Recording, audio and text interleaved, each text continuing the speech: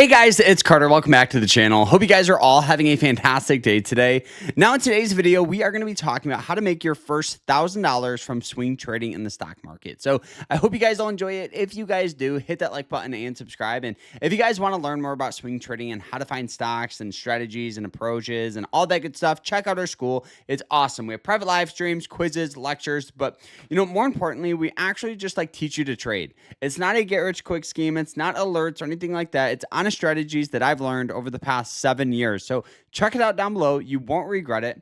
And guys, let's jump into this. And don't forget, you guys can use code beginner for 50% off. So check it out and use that code. So, all right, let's jump into this. So when it comes to swing trading and trying to make your first $1,000 from trading, the first thing you have to ask yourself is, account size. That's the first thing that comes to mind, at least for me.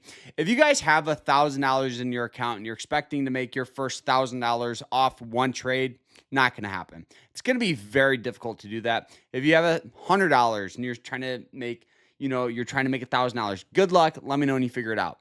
All right. But if you have $10,000, $15,000, then it's a little more realistic. And that brings me to my first thing, is having realistic expectations. Everybody wants to make so much money from trading and all that good stuff. But honestly, I hate to say it. Yeah, having realistic expectations with your account's important. But more importantly, you have to have a profitable strategy. If you're not profitable with a $100 account, you're definitely not going to be profitable with a $15,000 account. So for me, I would love to see you guys make $1 or $10 every single day, because the only thing that's separating you from making more money is just your account size. So instead of focusing on the dollar amount of $1,000, focus on the strategy, and you guys will be in a lot better spot. So let's actually turn to the computer and see some of our more recent swing trades. So make sure you guys check out our school, and let's jump into this here. All right, so when it comes to swing trading and trading in the market, one of the most important things you guys should be doing is journaling your trades. So journaling your trades is so important because it helps figure out what strategy is working and what's not working. So right now, what's working in our approach is our moving average strategy, breakout, and then the last one is sell-off. Sell-off strategy really doesn't work super good because it lacks confirmation, but it's not that big of a deal. So one of the strategies here that I love here is going to be that moving average strategy. So let's look at a stock here, CRM, how we made over $1,600 off this trade. So CRM, the first thing that I do is I look at the daily time frame.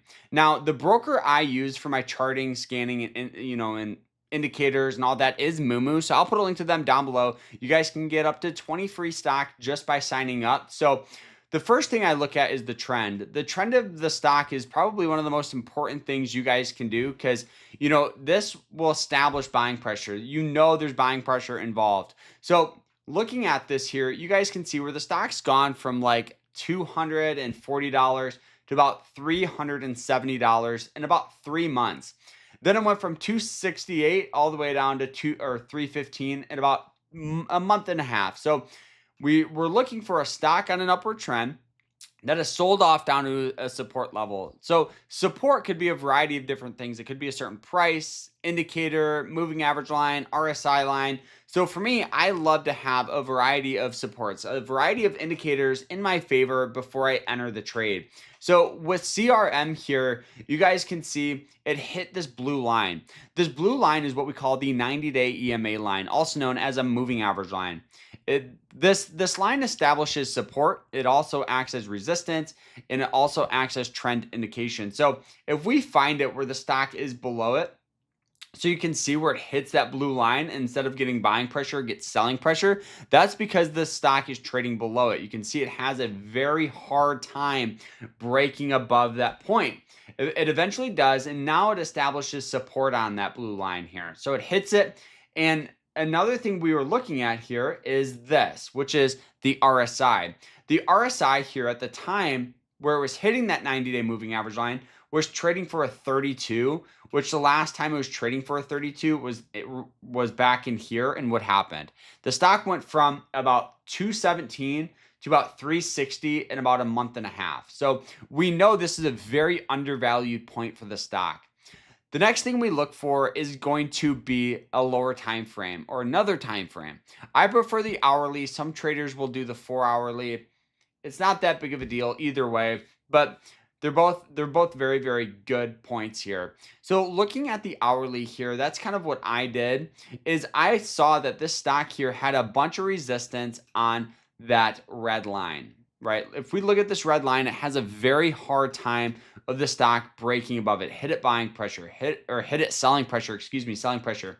Hit it again, selling pressure, hit it again, selling pressure. So I'm waiting for the confirmation of the breakout here. And we waited all the way up until here where it hit that, broke up above the moving average lines, as well as that trend, that new trend line, as you guys can see. That's where we entered this stock here. We entered the stock near and around the 332 mark. So it wasn't the lowest of the lows. It wasn't the peak low. But the thing about trading is it's more about confirmation in your strategy. So the thought process I had was entering there for a possible push up to resistance, which is up here near and around 336. That risk and reward there is about a 5-to-1 risk and reward, which is awesome, right? So if you guys are starting out and you're trying to make your first $1,000 and you have $500 and you find a stock like this once a week, risking 2% with a 5-to-1 risk and reward, and your win-loss percentage is 50-50, guys, at the end of the year, you guys are going to have over $3,000 from $500. That's what you got to look for. Those are the trades and setups you need. So it's really not about how much money you have. It's more about your strategy, your risk management, your entries, your exits, planning out those trades. So that's why having a good broker is important. That's why understanding good risk management is important. So guys, if you guys want to sign up and learn how to find stocks like this, check out our school. Code BEGINNER to get 50% off. I'll see you guys in there, but I hope you guys enjoyed it. Like, subscribe, and I hope you guys have a great rest of your day, and take care, everybody.